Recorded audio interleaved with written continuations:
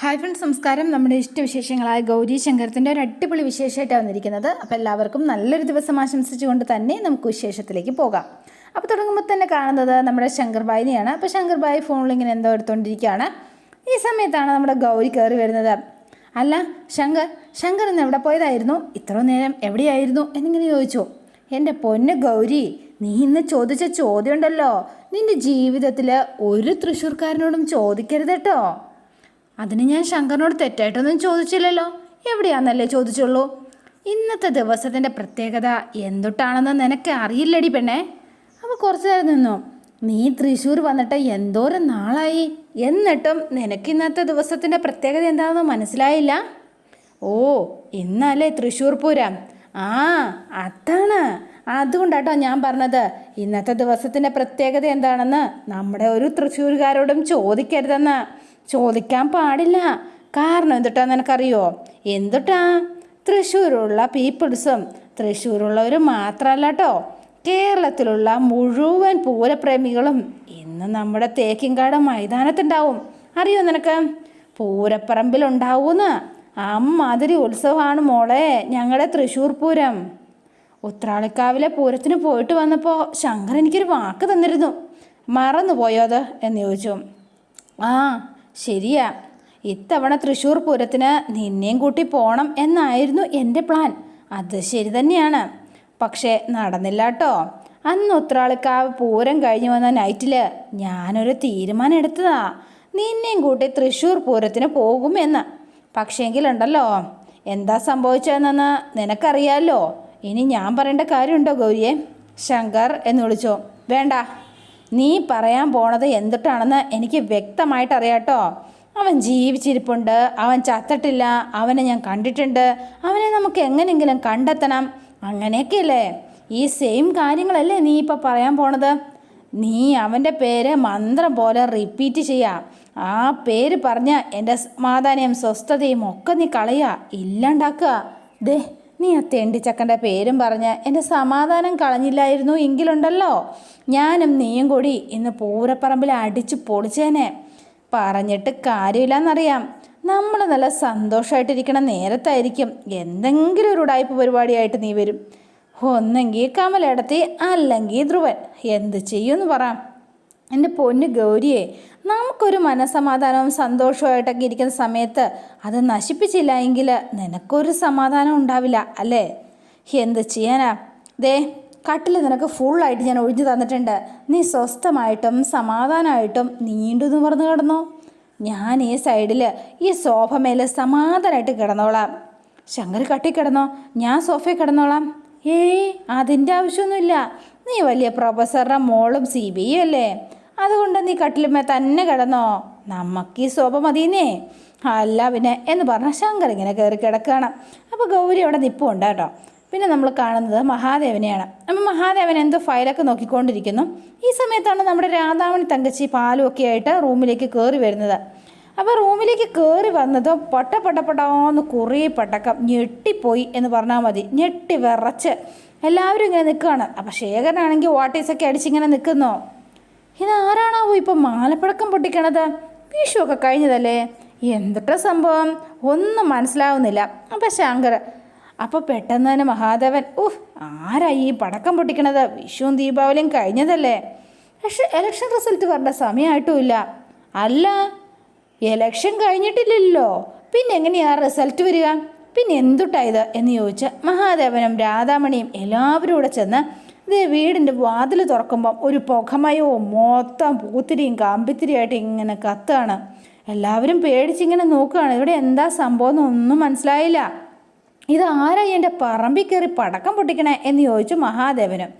അപ്പോൾ പെട്ടെന്ന് തന്നെ എന്തോ ഒരു കഷ്ടമാണെന്ന് നോക്കണേ. അപ്പോഴാണ് ഒരു കുറച്ച് ലഗേജ് അവിടെ ഇരിക്കണത്. അച്ഛാ, ദേ ഇങ്ങോട്ട് നോക്കിയേ എന്ന് പറഞ്ഞ് ശേഖരൻ ഇങ്ങനെ കാണിച്ചു കൊടുക്കുകയാണ് ഈ ബാഗും സാധനങ്ങളും അവിടെ ഇരിക്കണത്. അപ്പോൾ പെട്ടെന്ന് തന്നെ ഇവരിങ്ങനെ ശ്രദ്ധിച്ചു. ഈ സമയത്താണ് ഒരു പെൺകുട്ടി അങ്ങോട്ടേക്ക് കയറി വരുന്നത്. അപ്പോൾ ഇവളെ കണ്ടപ്പോഴത്തേനും മഹാദേവൻ ആകെ സന്തോഷമായിട്ടോ, പെട്ടെന്ന് മുഖം തെളിഞ്ഞു. അപ്പോൾ ഇവർ ചാടി ഇറങ്ങാണ്. എടി ഗംഗ, നീയോ എന്ന് ചോദിച്ചു. ഗംഗമ്മോളെ, ദേവമാമ എന്ന് പറഞ്ഞ് ഓടിച്ചെന്ന് മാമനെ കെട്ടിപ്പിടിച്ചു. പിന്നെ നമ്മുടെ രാധയുടെ അടുത്തേക്ക് ചെല്ലുന്ന കേട്ടോ. രാധമ്മായി, എത്ര നാളായി കണ്ടായിട്ട്. എൻ്റെ പൊന്നോ അപ്പത്തേനും കെട്ടിപ്പിടിച്ച് ദേണ്ട ഭയങ്കര. പിന്നെ നമ്മുടെ ശങ്കുനെയാണ് കേട്ടോ, പറയേണ്ട ആവശ്യമുണ്ടോ? ശങ്കുനെ കെട്ടിപ്പിടിച്ചിങ്ങനെ നിൽക്കുകയാണ്. ഇത് കണ്ടപ്പോഴത്തേനും ഗൗരിക്ക് ആകെ ദേഷ്യം സഹിക്കാൻ പറ്റിയില്ല. ശങ്കു, നീ ഇതെവിടെയായിരുന്നു എൻ്റെ പൊന്നോ?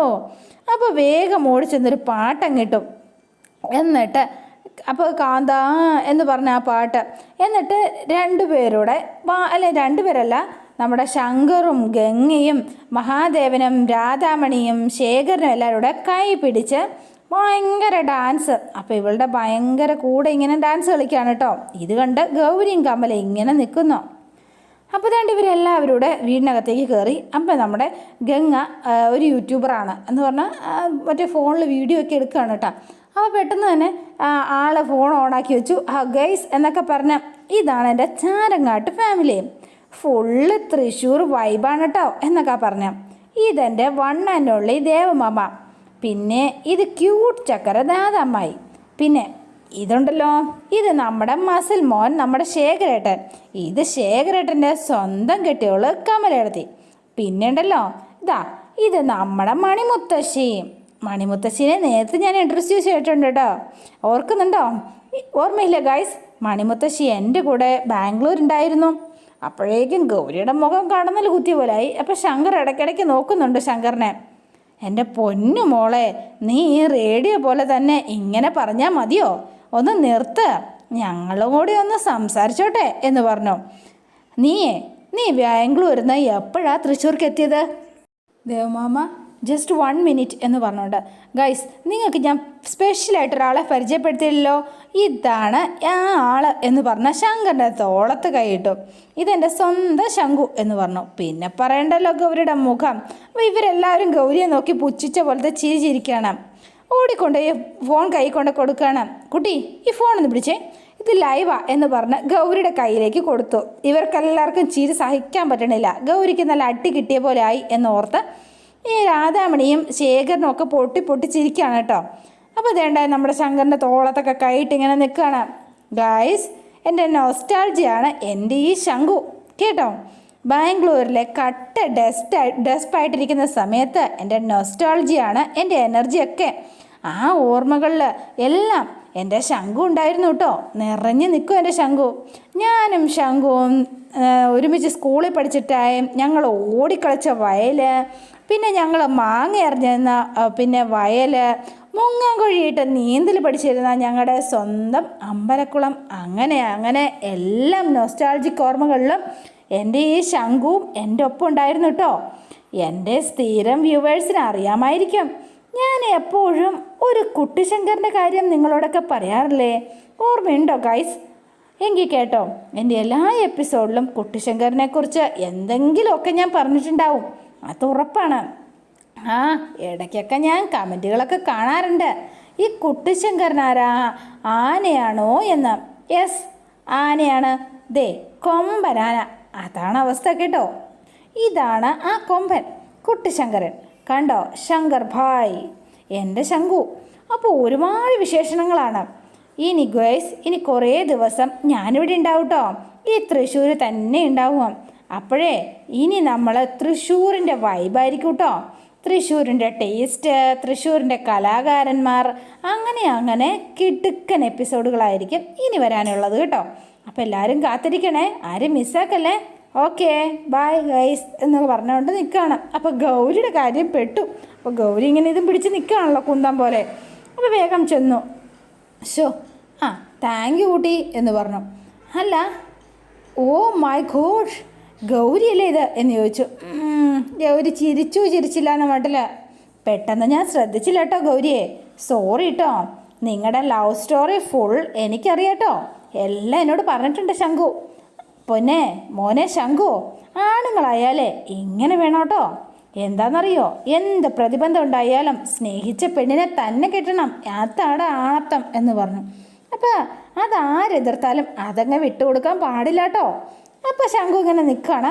അപ്പോൾ ഗൗരിക്ക് വന്നപ്പോൾ തന്നെ ആകെ ഒരു കിറുകിറുപ്പ്, ഇഷ്ടപ്പെട്ടിട്ടില്ല. ശങ്കുവിനെ മൊത്തം അധികാരഭാവത്തിൽ കൊണ്ടുപോയ പോലെ ആയിപ്പോയി. അപ്പം ഓടിച്ചെന്നു. എന്നിട്ട് ശങ്കുവിൻ്റെ മീശയൊക്കെ പിരിച്ചു വെച്ചിങ്ങനെ നോക്കുകയാണ്. ഇതൊക്കെ ഗൗരിക്ക് മാത്രം അവകാശപ്പെട്ട കുറച്ച് കാര്യങ്ങളാണ്. അപ്പോൾ ഗൗരി മറ്റൊരാൾ ചെയ്ത് കണ്ടു കഴിയുമ്പോഴത്തേനും അത് ഭയങ്കര സഹിക്കാൻ പറ്റുന്നില്ല ഗൗരിക്ക്. ഇങ്ങനെ നോക്കുകയാണ് ഇടയ്ക്കിടയ്ക്ക് ശങ്കറിനെ. അപ്പോൾ ശങ്കറിൻ്റെ കാര്യമൊക്കെ മനസ്സിലാവുന്നുണ്ട്, ഗൗരിക്ക് ഒട്ടും ഇഷ്ടപ്പെടുന്നില്ല എന്നും മനസ്സിലാവുന്നുണ്ട്. പക്ഷേങ്കിൽ ഒന്നും പറയാൻ പറ്റാത്ത അവസ്ഥയിൽ ശങ്കർ ഇങ്ങനെ നിൽക്കുകയാണ്. അപ്പം രാധാമണി മഹാദേവനെ ഇങ്ങനെ കാണിച്ചു കൊടുക്കുകയാണ് കേട്ടോ, നോക്കിക്ക് ഗൗരിയുടെ മുഖം എന്ന് പറഞ്ഞോണ്ട്. എന്നിട്ട് ഇവരിങ്ങനെ നോക്കി ഇന്ന് ചിരിക്കുന്നു. അപ്പം ചുമ്മാതെയല്ല, ഇപ്പോഴാ എനിക്ക് ശരിക്കും ശങ്കർ ബായിക്ക് ഇത്രയും ഫാൻസ്. എൻ്റെ പൊന്നു മോളെ, ഇത് നിൻ്റെ ഒന്ന് തള്ളൊന്ന് നിർത്തിക്കൂടെ? പൊന്നു മോളോ, കാണിച്ചു തരാം ഞാൻ. ശങ്കു, തള്ളല്ലടാ, സത്യമാണ് ഞാനീ പറയണത്. ബാംഗ്ലൂരിലുള്ള എൻ്റെ എത്ര ഫ്രണ്ട്സിനാ നിന്നോടുള്ള ക്രഷ് ഉള്ളതെന്നറിയോ? നിൻ്റെ ബാംഗ്ലൂരിലുള്ള ഫ്രണ്ട്സിനൊക്കെ എന്നെ എങ്ങനെയാടി അറിയാം? എൻ്റെ പൊന്നു മോനെ, ഫുൾ ടൈം നിൻ്റെ കഥ പറയലല്ലേ എൻ്റെ പരിപാടി. പിന്നെ എൻ്റെ ശങ്കുവിൻ്റെ ഓരോ വീരസാഹസ കഥകളൊക്കെ കേട്ട് കേട്ട് അവർ ഫുൾ ലോക്കായിട്ടിരിക്കുക മോനെ. നിന്നെ ഒന്ന് ഇൻട്രൊഡ്യൂസ് ചെയ്യാനായിട്ട് എത്ര ഫ്രണ്ട്സ് പെൺപിള്ളേരാ പറഞ്ഞിരിക്കുന്നതെന്ന് നിനക്കറിയോ? മുണ്ടമ്മടക്കി കൊത്തി മീശയും വരിച്ച് നെഞ്ചും വിരിച്ച് നിൽക്കണ നിന്നോടെ അവർക്കൊക്കെ ഒടുക്കത്തെ ക്രഷാണ് മോനെ ശങ്കു എന്ന് പറഞ്ഞു. അപ്പം ശങ്കു ഇങ്ങനെ ഇടയ്ക്കിടയ്ക്ക് ഗൗരിയെ നോക്കും. അതൊക്കെ അവിടെ നിൽക്കട്ടെ. അല്ല മോളെ, നിനക്ക് ഈ പടക്കവും മത്താപ്പും കമ്പിത്തിരിയൊക്കെ എവിടെന്നാ കിട്ടിയത്? അത് ദേവമ്മ. ഇതെന്താ പരിപാടി എന്നറിയോ? വിഷുവിന് തൃശ്ശൂർ എത്തണമെന്നായിരുന്നു എൻ്റെ പ്ലാൻ. ആ പ്ലാൻ പൊളിഞ്ഞു. പക്ഷേ പൂരം ഒന്ന് കൂടണമെന്നുള്ളൊരു പരിപാടി ഉണ്ടായിരുന്നു, അത് നൈസായിട്ട് അങ്ങ് ചീറ്റിപ്പോയി. പിന്നെ പറയേണ്ട കാര്യമുണ്ടോ? പൂരം കൂടാൻ കഴിഞ്ഞില്ല, വിഷുവും കൂടാൻ കഴിഞ്ഞില്ല.